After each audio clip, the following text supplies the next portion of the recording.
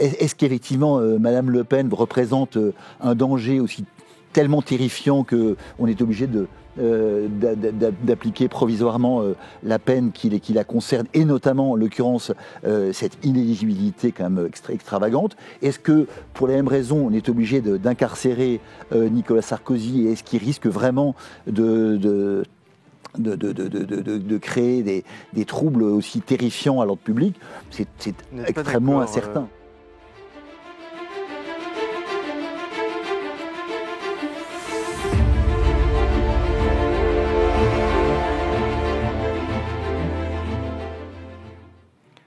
Bonjour à tous et bienvenue dans ce nouveau club Idées du Figaro. Le 21 octobre, Nicolas Sarkozy sera incarcéré. C'est une première historique. Pendant ce temps, selon un récent sondage, 80% des Français considèrent la justice comme trop laxiste, pendant que certaines juridictions parfois entrent en contradiction avec le législateur. Alors aujourd'hui, avec nos deux invités, nous allons nous poser une question en réalité fort ancienne, mais particulièrement d'actualité. Les juges ont-ils trop de pouvoir en France ? Béatrice Brugère, bonjour. Vous êtes magistrate, syndicaliste. Vous êtes secrétaire générale du syndicat Unité Magistrats FO. Et vous avez publié en 2025 aux éditions de l'Observatoire l'essai Justice, la colère qui monte.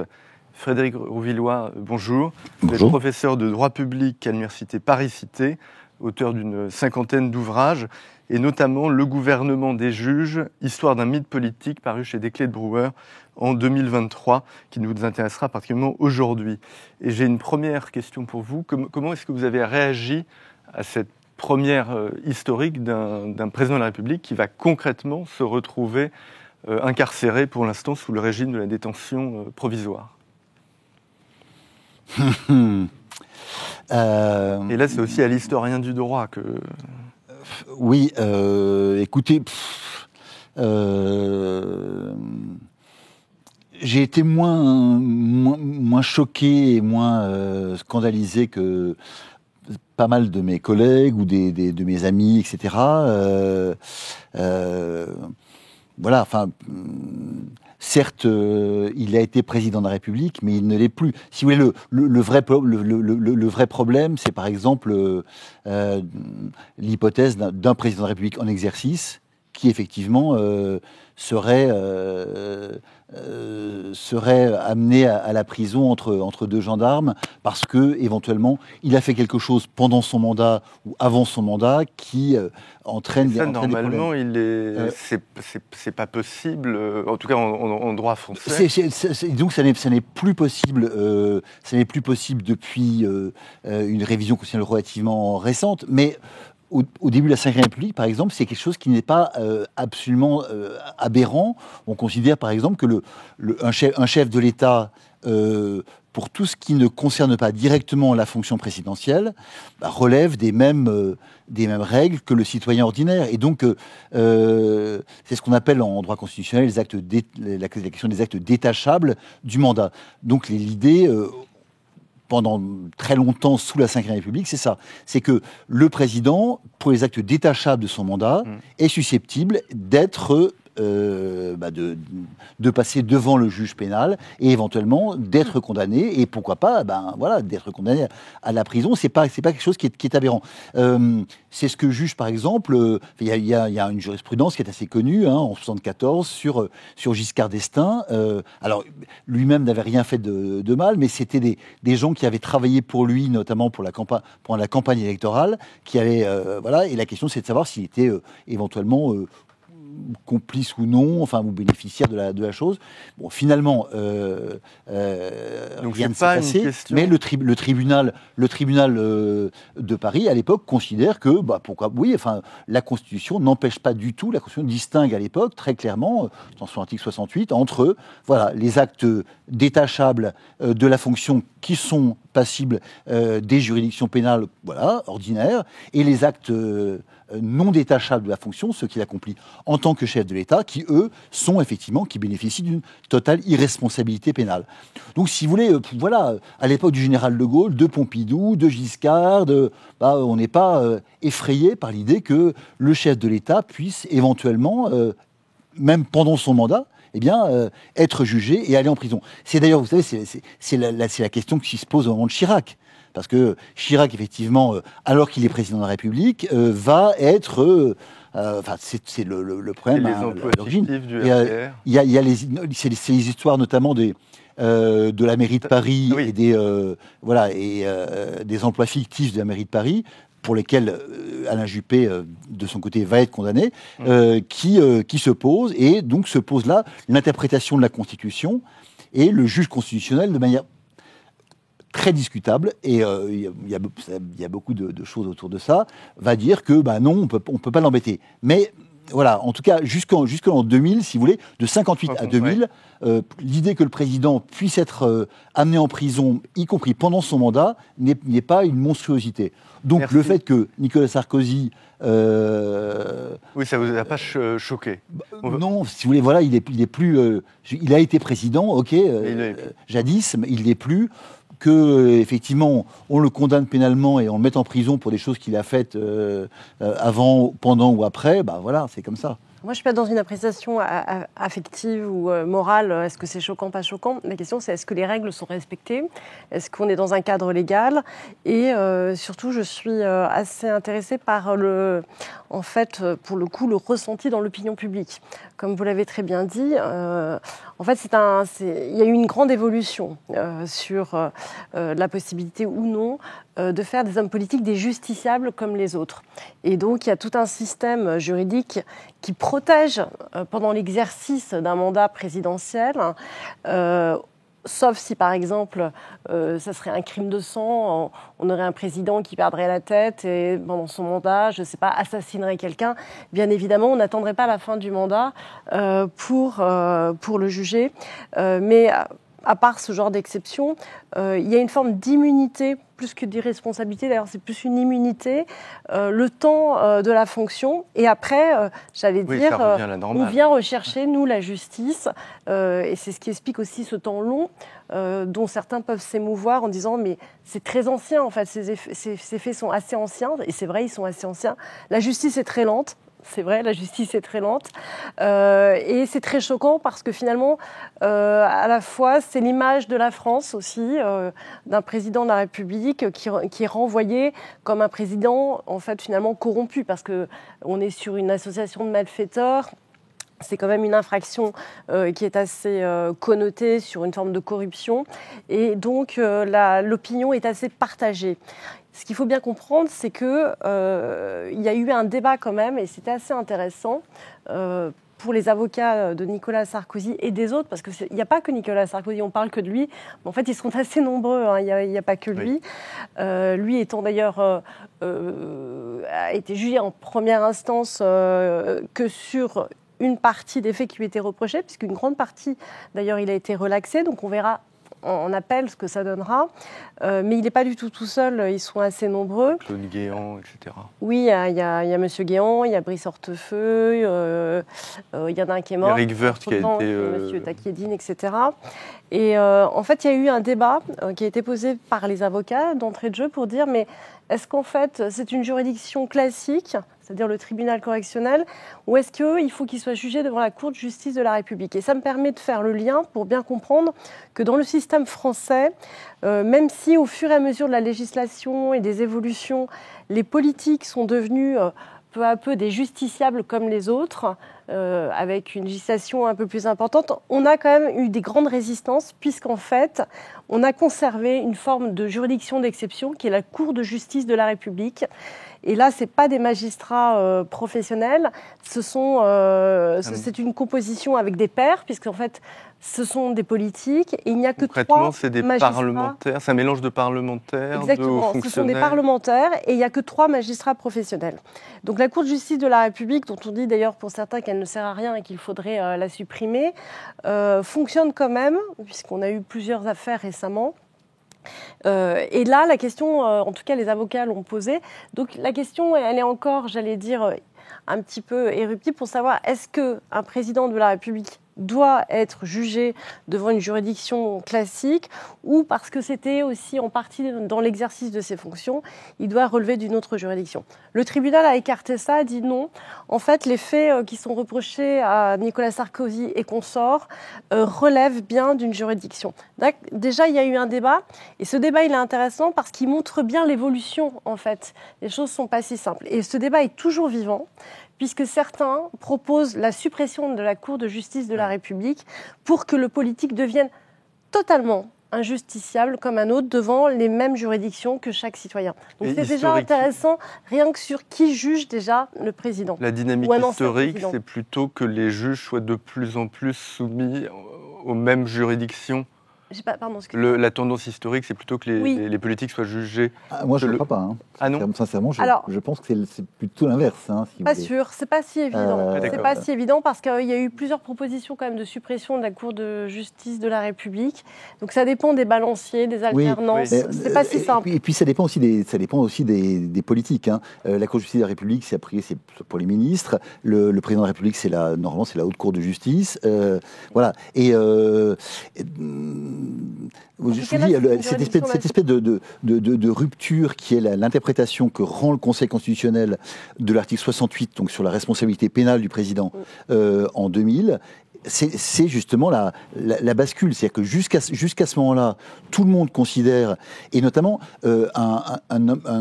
quelqu'un qui est à la fois un très grand juriste et un très grand homme politique, qui était Jean Foyer, qui avait été ministre de la Justice du général de Gaulle, qui a été et qui explique à l'époque que non, l'article 68, il est clair. Il y a le président de la République en tant que tel, en tant qu'il assume sa fonction, effectivement, il doit être protégé parce que c'est l'État. C'est l'État qui l'incarne, et donc pas touche. Mais en revanche, dès lors qu'il agit en tant qu'individu lambda, ou pour des choses qui ont lieu avant son mandat, ou pendant son mandat, si effectivement, comme les Inadam, si effectivement, si le président de la République vole un sac à main dans un supermarché ou étrangle sa belle-mère, a priori, il doit être justiciable comme n'importe quel citoyen. Et jusqu'à cette époque-là, si vous voulez, ça posait aucun problème, même le fait que ce soit pendant le mandat, si vous voulez.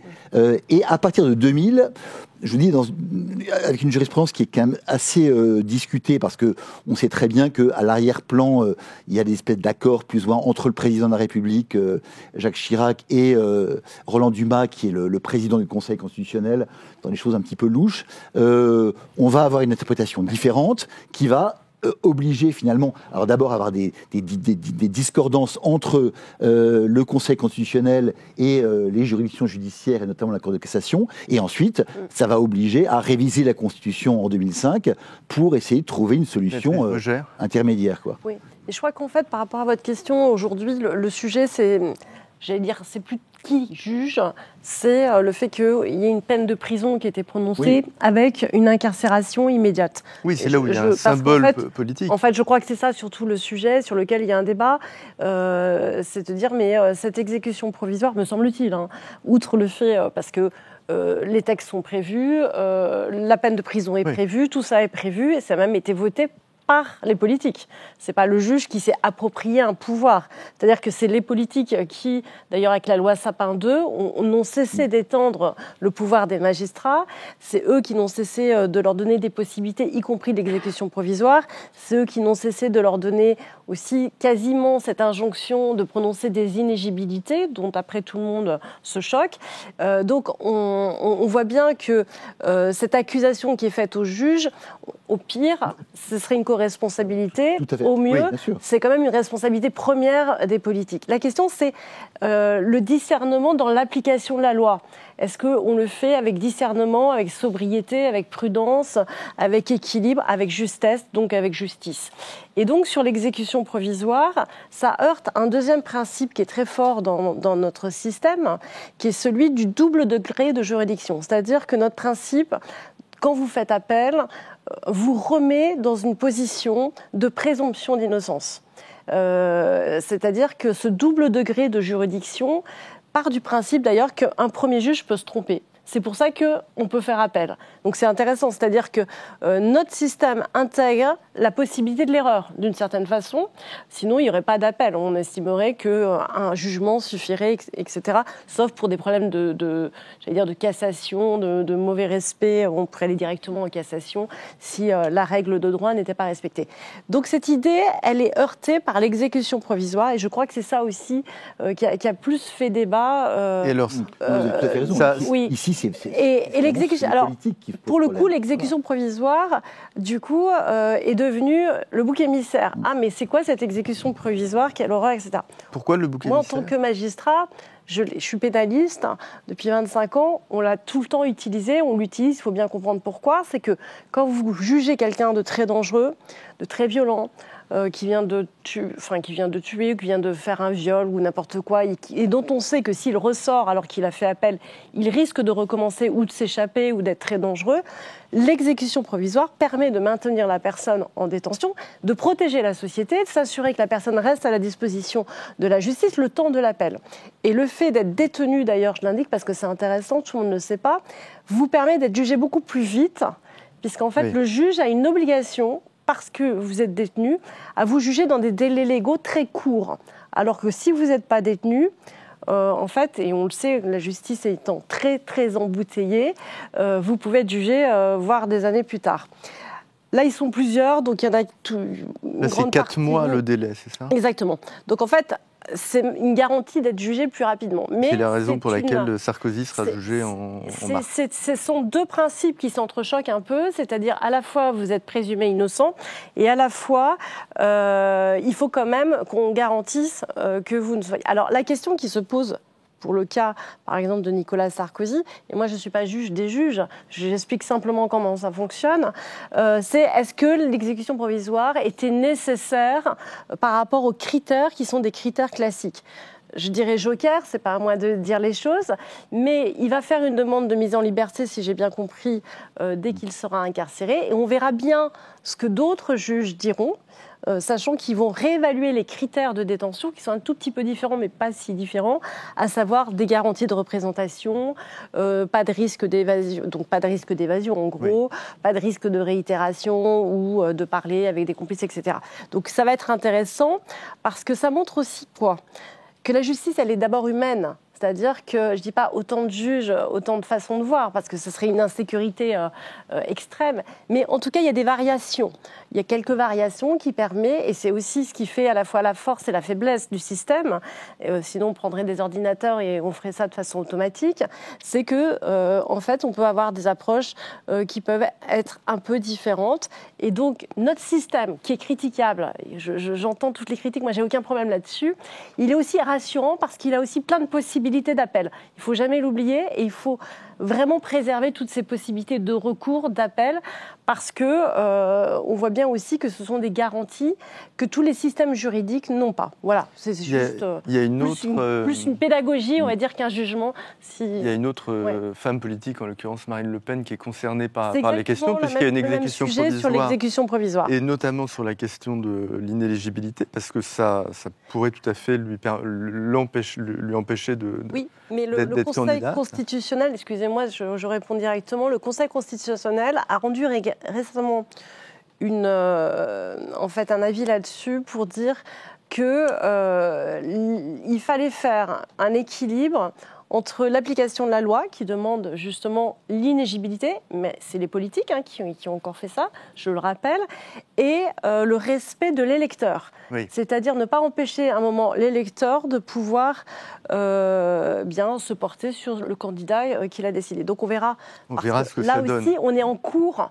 Nous ne sommes absolument pas sur des décisions définitives, d'où la difficulté d'ailleurs d'en parler, parce qu'on a vu plein de fois des décisions changées, passées, des relax. D'ailleurs, la preuve en est, c'est que le parquet avait réclamé des peines sur 3 chefs d'accusation à l'égard de Nicolas Sarkozy, qui n'ont pas été retenus par les magistrats du siège, ce qui montre déjà qu'il y a un énorme décalage entre ceux qui ont jugé et le parquet qui avait requis beaucoup plus, alors pas en peine, hein, c'est vrai que c'est là où parfois c'est pas toujours très compréhensible, mais sur les qualifications, il y a eu quand même 3 chefs de qualification qui ont été abandonnés, ce qui montre bien que les magistrats du parquet, qui sont des magistrats comme les magistrats du siège, ont déjà eu une approche extrêmement différente. Et j'indique tout de suite que le parquet, du coup, a fait appel parce que... Oui.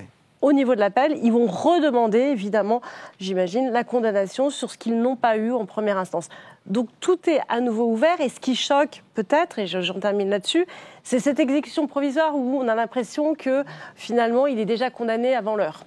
Et je reviens sur la question de l'affaire Le Pen une seconde, parce que dans le jugement de première instance, il y avait une formule qui est même quasiment une sorte de concept dégagé par le juge qui parle de troubles publics irréparables à l'ordre démocratique pour qualifier les faits commis par Marine Le Pen. Mais c'est une expression qui juridiquement n'existe pas. C'est entre guillemets une création du juge.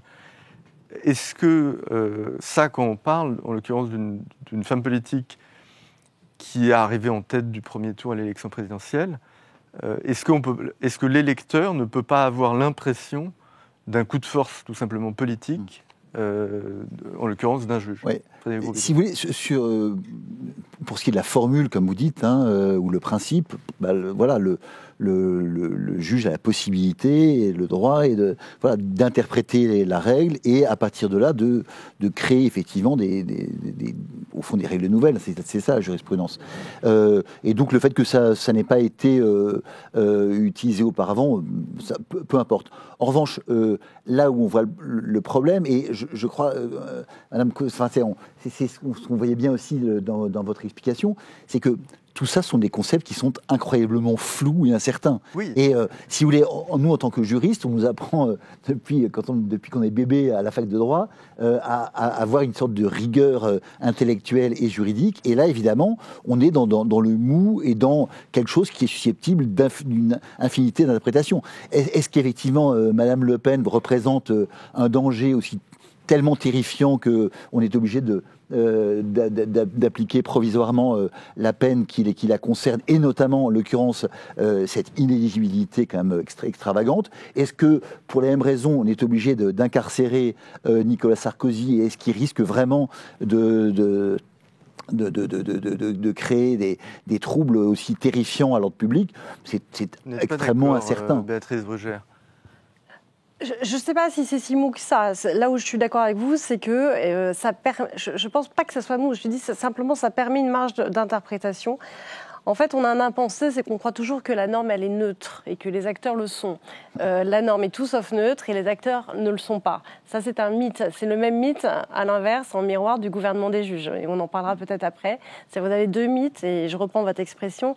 Donc, je pense que vous serez d'accord avec moi parce que je la trouve très juste. On est dans un mythe. À la fois, il n'y a pas de gouvernement des juges stricto sensu, si on doit avoir des définitions très pointues. Et à la fois, ceux qui disent mais de toute façon, le juge, il est neutre, il est juste là, la bouche de la loi, pour appliquer la règle. C'est un autre mythe, c'est pas vrai. C'est plutôt un idéal, j'allais dire, mais c'est pas vrai. Ça marche pas comme ça. On est incarné, on a notre subjectivité, on a notre vision, parfois notre compétence qui est pas la même, etc. Mais moi, ce qui m'intéresse plutôt, c'est 2 choses, c'est-à-dire le ressenti de l'opinion publique sur le travail des magistrats. Ça m'intéresse beaucoup. C'est-à-dire qu'aujourd'hui, l'enjeu aujourd'hui, c'est la légitimité de l'action de la justice. Et ça, je trouve ça très important. C'est-à-dire qu'on peut avoir un débat de juristes très technique. En fait, ça intéresse ou pas d'ailleurs ceux qui sont là. Moi, je pense que ce qui intéresse les gens, c'est est-ce que moi, demain, je peux être jugée par quelqu'un qui va mal me juger aussi? Est-ce que je vais avoir affaire à des magistrats qui vont avoir l'impartialité qu'on doit exiger? Est-ce qu'on va être tous égaux devant la loi? Ou est-ce qu'il va y avoir une justice de classe, une justice pour les uns, une justice politisée, etc. Ça, je pense que c'est la première chose. Et donc, ce débat doit avoir une pédagogie où c'est l'intérêt peut-être aussi d'être là, pour expliquer déjà comment ça fonctionne, pour ne pas se tromper de débat. premièrement.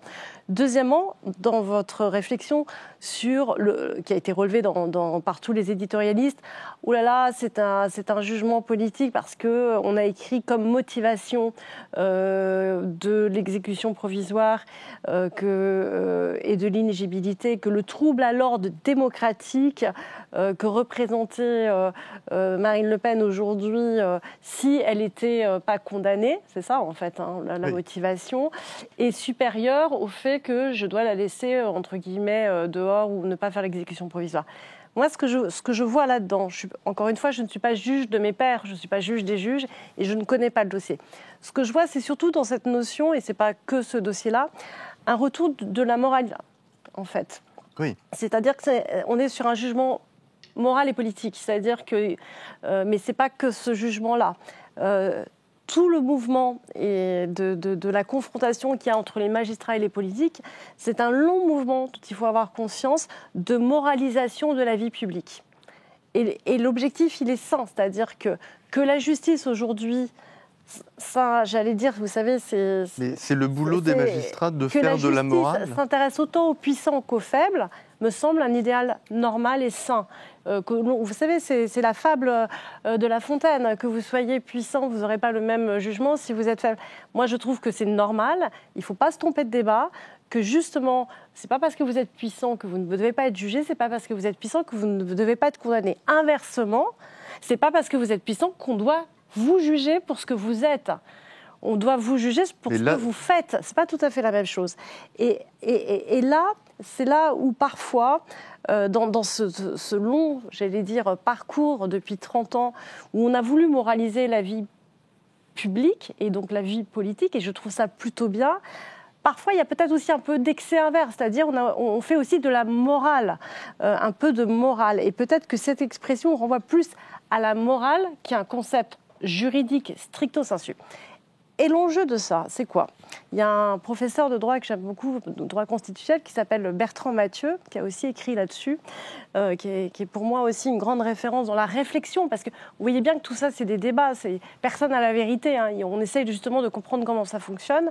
C'est que si nous, la justice, et je trouve ça bien, on moralise la vie publique, parce qu'il y a de la corruption, parce qu'il y a des inégalités, parce qu'il y a des gens qui se comportent mal, il faut, à ce moment-là, qu'on s'attende à ce qu'on nous demande, nous aussi, d'être exemplaires. Si nous, on dit on va faire des jugements exemplaires, alors à ce moment-là, il faut accepter la critique. Alors c'est là où je serais peut-être un peu toute seule dans mon corps à dire ça, parce que souvent on dit non, mais nous, on est parfaits. Moi, j'accepte la critique. Il faut qu'à ce moment-là, la critique aussi, on l'entende. Vous aussi, les magistrats, vous devez être parfaits dans la façon dont vous jugez, dans l'exemplarité, dans l'impartialité, dans l'objectivité, dans la qualité de votre motivation, comme vous dites, c'est-à-dire pas flou, dans l'égalité des procédures, pas plus vite pour l'un, pas plus lent pour l'autre, etc., etc. Et donc, justement, ça, c'est un boomerang aussi. Vous voyez. Oui, là, on a parlé de la justice et des politiques. Je voudrais qu'on élargisse un peu le débat sur la justice au quotidien pour tous les magistrats. Et je voudrais vous montrer un message de Gérald Darmanin, ministre de la Justice, qui va se mettre là. C'était juste après l'agression de d'un policier à Tourcoing, c'était mi-septembre, par 5 individus.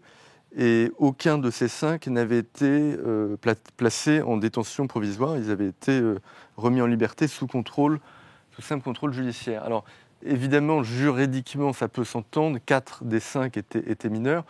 Mais c'est le genre de décision qui, dans l'opinion publique, rencontre une forme d'écho parce que c'est incompréhensible pour un très grand nombre de Français. Et d'ailleurs, la remarque de Gérald Darmanin est intéressante.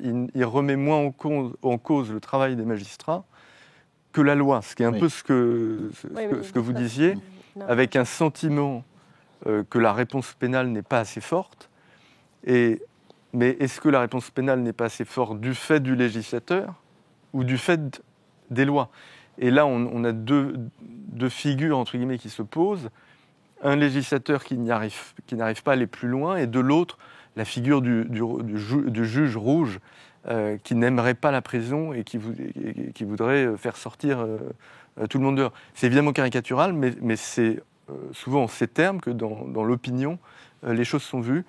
Frédéric Villeroy, comment vous réagissez à cet exemple? Là, le message de Darmanin est intéressant. Il nous dit la loi est obsolète et plus à la hauteur de la violence de société. Autrement dit, de quelque chose sur lequel j'ai travaillé par ailleurs, qui est effectivement cette fameuse décivilisation, qu'on appelle parfois un petit peu, pour ne pas effrayer les gens, incivilité. Mais voilà, le fait que voilà, la violence, elle est partout et elle est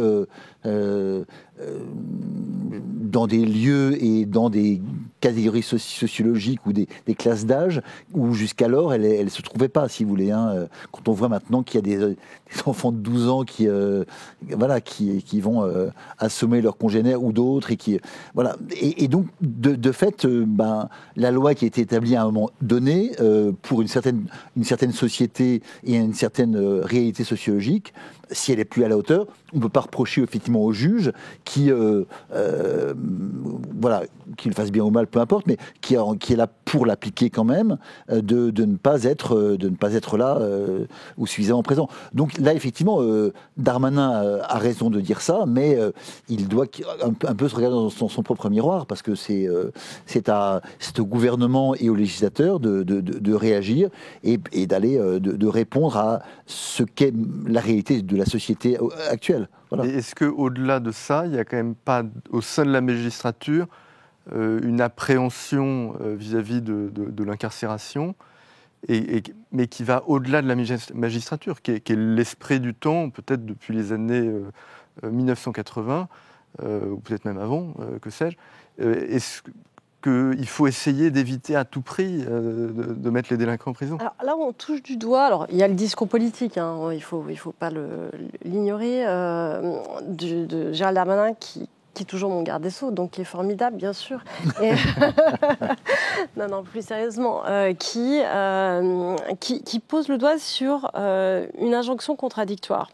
Il dit la loi est obsolète et puis à la hauteur de la violence. Certes, mais la loi, elle vient d'être changée. Elle a été changée hier et avant-hier. C'est-à-dire, elle n'a pas été changée en 1945, c'est pas vrai.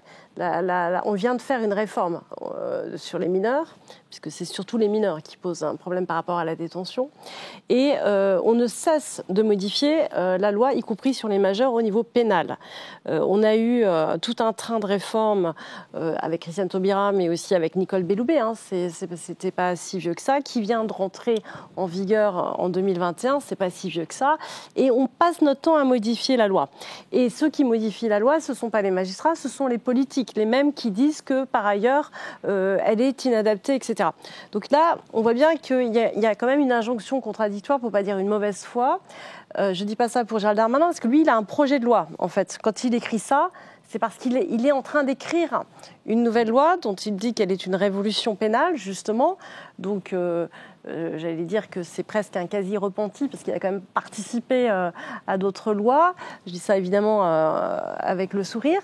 Mais en fait, il dit, finalement, maintenant que je suis garde des Sceaux, mais déjà au ministre de l'Intérieur, je me rends compte que même sans parler de l'application de la loi, c'est-à-dire de toute la possibilité, notre système dit qu'il faut mettre de moins en moins en détention. Il faut bien le comprendre. On demande aux magistrats, le législateur demande aux magistrats, je n'ai pas le temps de développer, mais on a des injonctions permanentes pour nous dire et pour nous empêcher de mettre en détention. Un seul exemple quand même, c'est que la dernière loi qui a été votée nous demande d'aménager les peines jusqu'à quasiment 1 an. Jusqu'à 6 mois, on est obligé. 6 mois, les 6 mois en prison, c'est déjà beaucoup. Il faut en faire des choses. Il faut déjà avoir un sacré panel, parce qu'on ne va pas en prison la première fois. Donc, on nous dit, non, jusqu'à 6 mois, vous devez obligatoirement aménager les peines. Jusqu'à 1 an, c'est fortement conseillé. Et après 1 an, on vous prévient, il n'y a pas de place, et donc réfléchissez bien, motivez, etc. Donc, tout est fait pour que, finalement, le magistrat mette de moins en moins en détention. C'est idéologique? Pour les mineurs, parce que les mineurs est un sujet crucial, puisque c'est le sujet qui revient tout le temps à chaque fois qu'il y a des faits divers. Les mineurs qui, eux, sont vraiment de plus en plus violents, et vous avez raison de parler d'un fait de société, et peut-être même d'une trace de décivilisation profonde, dont on devrait bien plus s'inquiéter que d'autres sujets dont on parle toute la journée. C'est pareil, il y a eu des projets de loi, notre syndicat, alors je ne l'ai pas dit, mais je le dis tout de suite, qui ne fait pas de politique et qui est pour la dépolitisation de la justice, est réformiste. Nous sommes les seuls à vouloir faire des réformes, et on porte des réformes. On a porté des idées de réforme sur la justice des mineurs très fortes pour faire ce qu'on pourrait appeler des comparaisons immédiates, mais en tout cas des jugements rapides, et justement permettre de mettre en détention des mineurs qui sont très violents, ce qui n'est pas le cas aujourd'hui. On a été retoqué par le Conseil constitutionnel et on n'a pas eu nécessairement toujours un soutien fort. Et sur le projet qui est celui de faire des peines minimales. Ça, c'est le projet Darmanin, les peines C'est le projet planchées. que notre syndicat porte et qui est repris quasiment en partie par le ministre. La question, c'est que si Darmanin demande à faire des peines planchées, il sous-entend que le problème... C'est pas des peines planchées. Alors, là, des peines minimales. C'est pas pareil. Alors, je ne sais pas si tout le monde sait la différence, mais c'est pas du tout la même chose. Parce qu'en fait, tout le monde confond tout. Les peines minimales, c'est ce qui existait avant dans l'ancien code pénal. Ouais. Ça permet d'éviter que les magistrats aient trop de marge de manœuvre. C'est-à-dire que vous avez des... Je fais juste ça parce que c'est intéressant. Vous avez des peines maximum. Tous les délits et crimes sont avec des peines maximum. Avant, il y avait des peines minimum pareilles.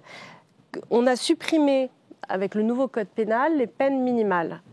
Donc aujourd'hui, ce que Gérald Darmanin propose, c'est de revenir finalement à l'ancien code pénal pour dire que, par exemple, si vous attaquez un policier, on ne pourra pas, nous, le magistrat, descendre plus bas qu'un seuil minimal, mais on a quand même la possibilité de faire ce que l'on veut entre le minimum et le maximum. Ce ne sont pas des peines automatiques. Les peines planchées, ce qui a été mis par Sarkozy, c'est autre chose. C'est quand vous êtes récidiviste, c'est pas du tout pareil, c'est pas pour un primo-délinquant, vous avez telle peine parce que on vous a déjà vu, donc vous êtes revenu dans un certain délai, récidive légale, je ne rentre pas trop dans le détail, et là, vous avez automatiquement une peine qui est déjà déterminée par la loi. Revenons à l'essentiel, c'est-à-dire qu'il y a un minimum en dessous duquel le magistrat ne peut pas aller.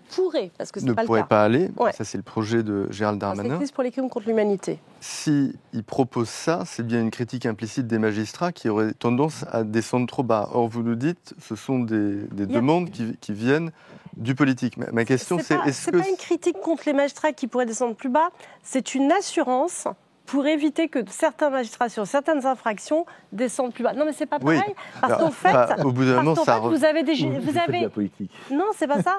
C'est qu'en fait, vous n'avez pas... Dans la mythologie, on pense que tous les magistrats sont de gauche et sont laxistes. C'est pas vrai. En vrai, c'est faux. Vous avez des variations, justement. C'est pas si simple que ça. Il y a tellement de variations qu'aujourd'hui, la moyenne de détention est en augmentation. C'est-à-dire qu'en fait, nous prononçons des peines de plus en plus sévères.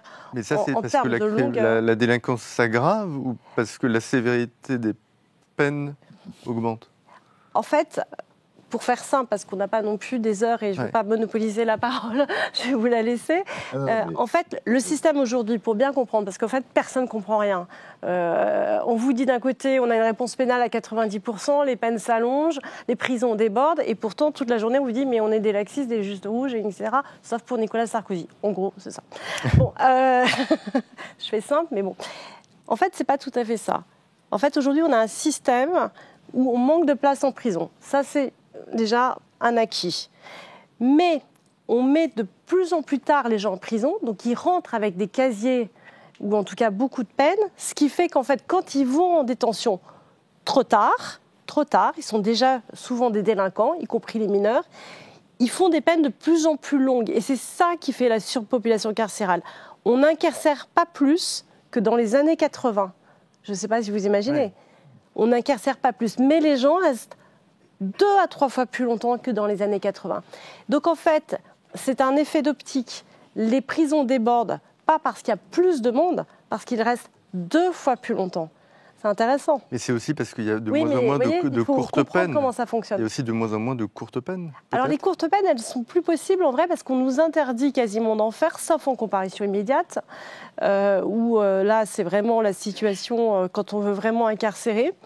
Et c'est pour ça que les autres démocraties libérales, et c'est ce que nous on porte, et c'est ce je pensais à la question du Danemark. Mais ce n'est pas que le Danemark, c'est les Pays-Bas, c'est l'Allemagne, c'est le Luxembourg. Eux, ils font exactement l'inverse de nous. C'est tout à fait l'inverse. C'est-à-dire que leurs prisons se vident, ils condamnent 2 fois plus que nous, leurs prisons sont 2 fois de plus en plus vides parce qu'eux, ils n'attendent pas le 7e, 8e fait pour condamner, ce qui crée de l'insécurité et de la délinquance. Ils condamnent tout de suite, en tout cas pour des faits graves bien sûr, tout de suite, mais des courtes peines. Voire des ultra courtes peines, c'est ce que notre syndicat d'ailleurs propose. Les Allemands, eux, ils font ça sous un système qui s'appelle les jours-amendes. Ils font 90% de jours-amendes. C'est-à-dire, vous payez, c'est bon, vous ne payez pas, vous allez quelques jours en détention. Merci beaucoup. J'aimerais qu'on passe à la 3e partie de cette émission et qu'on parle de gouvernement des juges, parce que c'est une notion de plus en plus présente dans le débat public, notamment à droite, jusque chez LR, avec par exemple... de manière sous-jacente, Laurent Wauquiez en parlait dans une interview au Figaro il y a quelque temps. Frédéric Grosvillois, l'idée, c'est pas que les juges formeraient un autre gouvernement. L'idée, c'est que les juges, plutôt que d'appliquer la norme, finalement, ils participeraient à l'édification de la norme en concurrence avec les politiques et finalement empêcheraient aux politiques de choisir souverainement la norme qu'ils voudraient. On a des exemples tous les jours avec le Conseil constitutionnel. J'ai une question, c'est est-ce qu'on peut dire que c'est une tendance ou est-ce qu'on peut dire carrément que nous sommes aujourd'hui dans une forme de gouvernement des juges ? Écoutez, ce qu'on pourrait dire, c'est que, en un sens, on l'est, mais aussi on peut rajouter qu'on l'a toujours été et que c'est inévitablement comme ça que ça se passe, dans la mesure où une règle, une loi, une norme quelconque, c'est une phrase qu'on va demander à quelqu'un, en l'occurrence le juge, d'interpréter à l'occasion d'un procès. Oui, mais il y avait une tradition française, par exemple de Montesquieu, qui disait que le juge n'était que la bouche de la loi. Non, justement, c'est pas une tradition française, c'est comme vous le disiez tout à l'heure, c'est un idéal, un souhait, un vœu, mais à l'époque de Montesquieu, et Montesquieu le sait très bien puisqu'il est lui-même magistrat, il est magistrat il est magistrat au Parlement de Bordeaux, un haut magistrat qui connaît extrêmement bien la question. Il sait très bien que il explique qu'effectivement dans une république, il faudrait que le juge ne soit que la bouche de la loi. Autrement dit, que le juge se contente de manière complètement neutre d'appliquer une norme qui s'imposerait à lui sans y rajouter quoi que ce soit. Et il explique que dans une démocratie ou une république, que le juge puisse interpréter la norme, c'est une monstruosité. Sauf qu'il sait très bien que c'est pas comme ça que ça marche et que il connaît notamment l'histoire de France avant lui et il sait que depuis, si vous voulez, il y a une espèce de un combat, un conflit, un débat entre les politiques et les hauts magistrats, les parlements, pratiquement depuis le XVe siècle, en fait. Depuis le XVe siècle, il y a les ministres de la justice successifs, les gardes des sceaux successifs qui disent, voilà, les cours se prétendent souveraines, elles prétendent avoir le droit, finalement, de revoir les lois, les règles, de les appliquer à leur guise, de les transformer, et ça va pas. Donc, au fond, on est vraiment face à quelque chose qui est en un sens un mythe quand on parle de gouvernement, parce qu'on a l'impression que, effectivement, c'est comme vous disiez à l'instant, c'est une sorte de gouvernement bis, alors que c'est pas ça, c'est un pouvoir qui est presque, je dirais, presque inhérent à la fonction, à la judicature, on va dire, à la fonction judiciaire ou juridictionnelle. Dans l'idéal, effectivement, on pourrait imaginer que les juges pourraient faire preuve de modération, de tempérance, de justice. Mais ça a toujours été le cas, mais la semaine dernière, on parlait de Tocqueville, et on rappelait que Tocqueville, pour lui, c'était très important que les juges soient là, justement, pour réguler, entre guillemets, la démocratie. Sauf que, pour lui, les juges avaient une fonction conservatrice, qui était d'empêcher que le législateur aille trop vite. Or, aujourd'hui, la tendance qui se dégage, c'est plutôt l'inverse. C'est des juges qui sont, entre guillemets, progressistes. Donc, ils vont plus vite que le politique. Et donc, aujourd'hui, on voit tout un tas de jurisprudence sur les questions sociétales ou liées à l'immigration, où finalement, le législateur il était à la queue du juge. En fait, si vous voulez, l'expression de gouvernement des juges, c'est le bouquin que j'ai écrit là sur la question. L'expression de gouvernement des juges, elle est inventée en fait aux États-Unis au tout début du XXe siècle et est reprise en France dans les années 20 pour justement désigner les juges, et notamment les juges de la Cour suprême américaine, en leur reprochant d'être beaucoup trop conservateurs, d'être finalement l'incarnation finalement de la classe bourgeoise et de vouloir bloquer la législation sociale, la législation favorable aux ouvriers, au prolétariat, etc. Et en expliquant que, bon, voilà, dans le système américain, c'est pas la loi qui est l'élément dominant, c'est finalement les juges, les membres de la Cour suprême, qui peuvent bloquer cette loi lorsque cette loi leur paraît, au fond, aller contre la Constitution, c'est-à-dire contre l'interprétation que eux-mêmes donnent de la Constitution en tant que bourgeois, riches, etc., etc. Le problème de cette notion de gouvernement des juges, c'est que elle va être appliquée au fond, par la minorité, par l'opposition, par ceux qui voient les juges aller à l'encontre de leur volonté ou de leur désir. Et effectivement, on va parler de gouvernement des juges au début du XXe siècle aux États-Unis contre les juges progressistes, conservateurs, mais on en parlera 50 ans après, toujours aux États-Unis, contre les juges ultra-progressistes, la cour Warren, la cour Burger, qui effectivement vont s'accaparer un pouvoir immense et dans un sens progressiste, si vous voulez.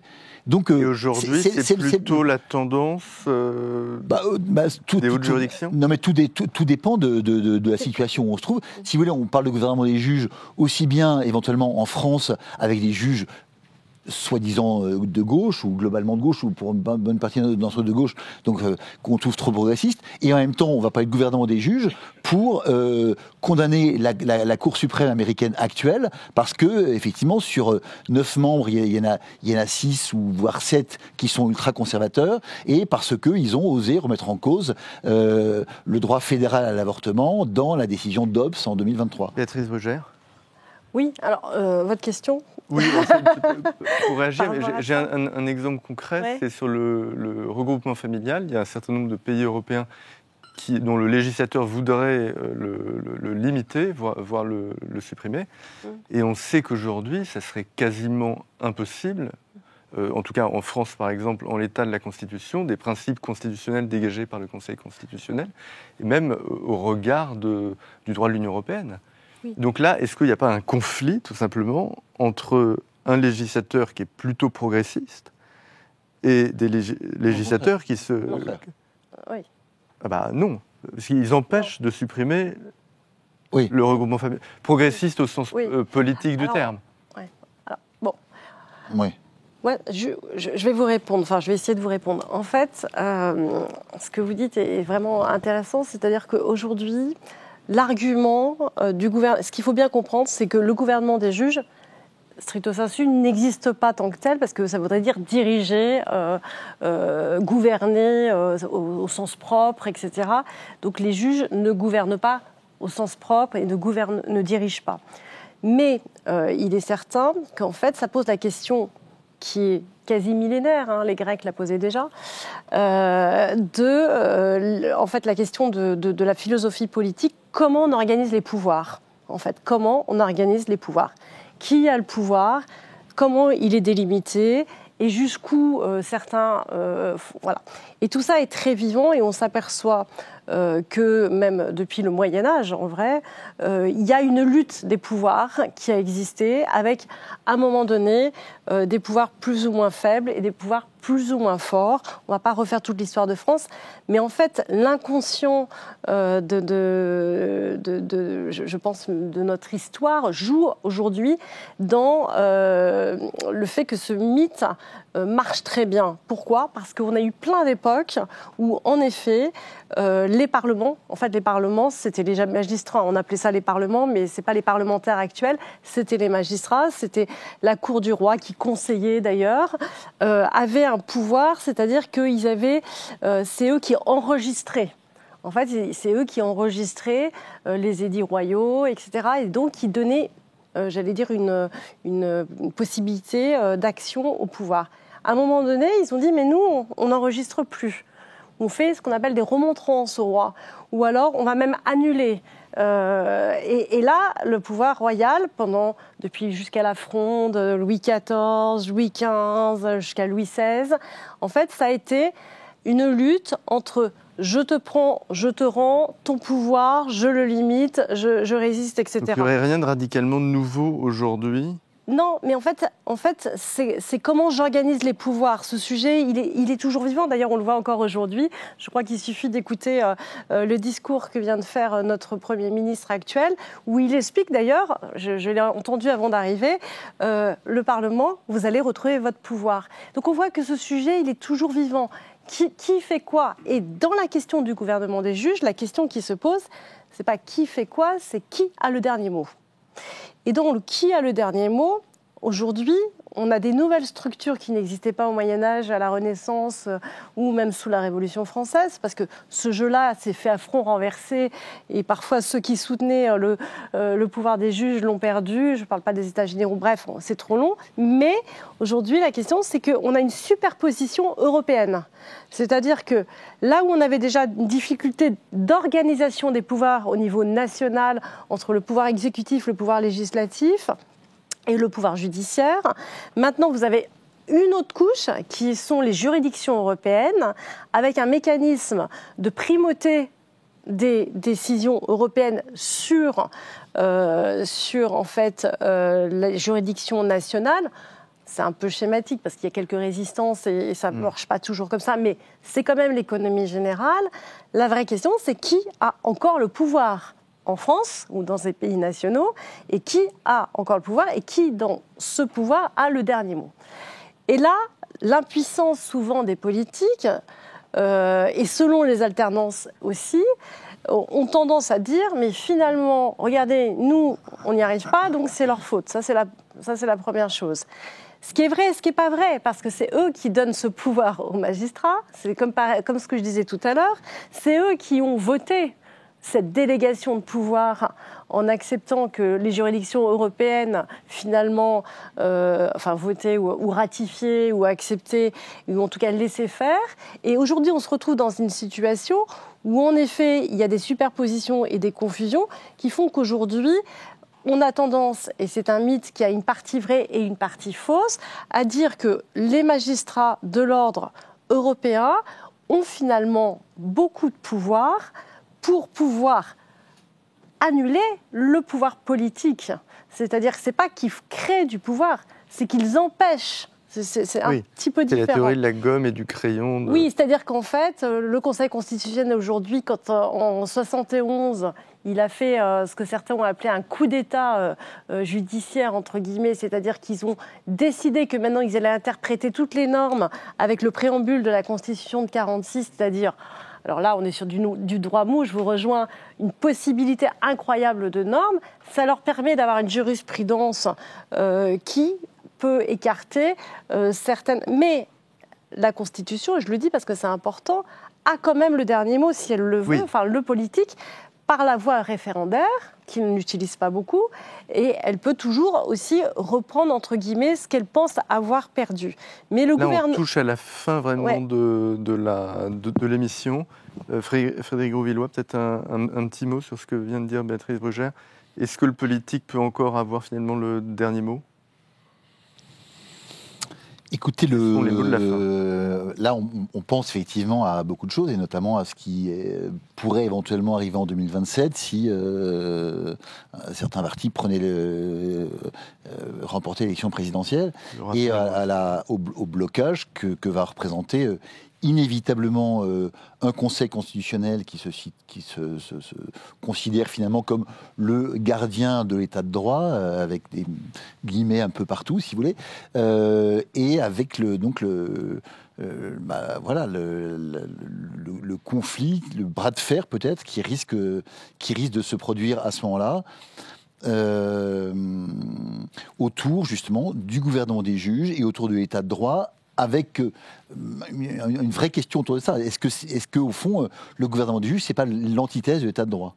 Merci beaucoup, je suis désolé, c'est la fin de l'émission, et je vous dis à la semaine prochaine pour un prochain Club Idées.